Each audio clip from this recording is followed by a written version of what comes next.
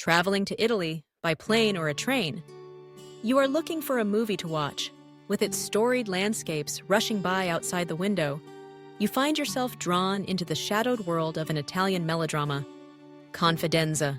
The film's narrative unfurls with a slow, inexorable pull, setting the stage for a story as old as time, yet rendered uniquely haunting in its intensity. There, amidst the sweeping melodies and muted colors, we meet the protagonist, a teacher, established and respected.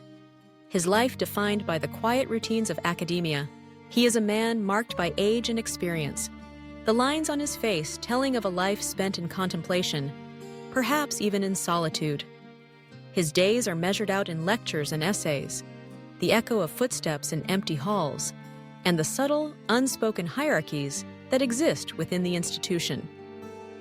But beneath this veneer of order, something stirs, an undercurrent of restlessness, of longing for connection or escape from the predictable flow of his days.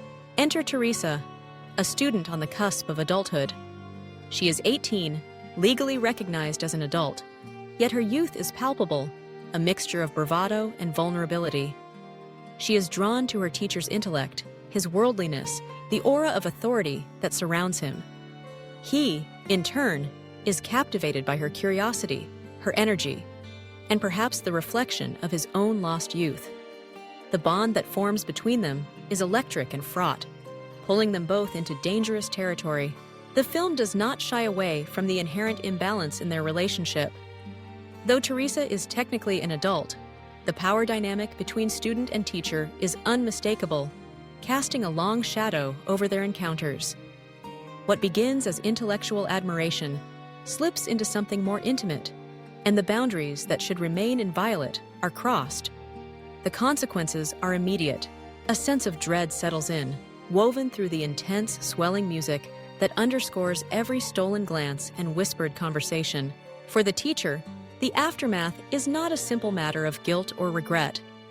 Instead, it is a profound reckoning with the concepts of purity and responsibility, themes that run deep through the veins of Italian melodrama. In this world, actions are never isolated.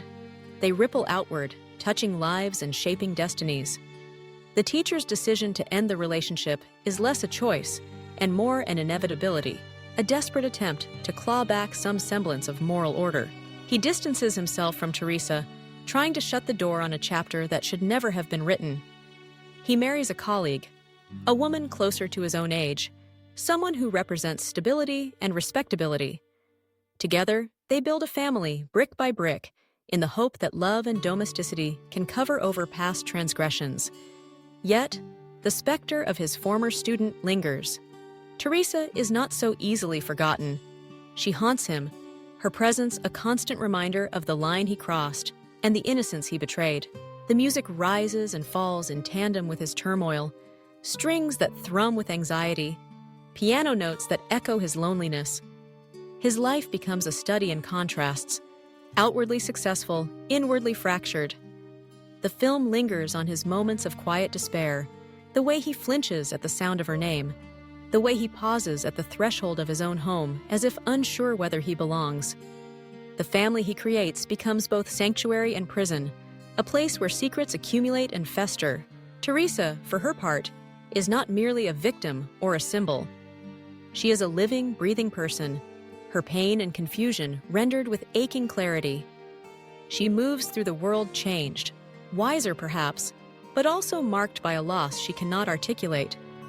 Her interactions with others are colored by the memory of what happened, the way her trust was both given and betrayed from within. She becomes, in a sense, the conscience of the film, her presence a silent indictment of the choices made in the shadows. As the story drives toward its tragic conclusion, the inevitability of the teacher's fate becomes clear.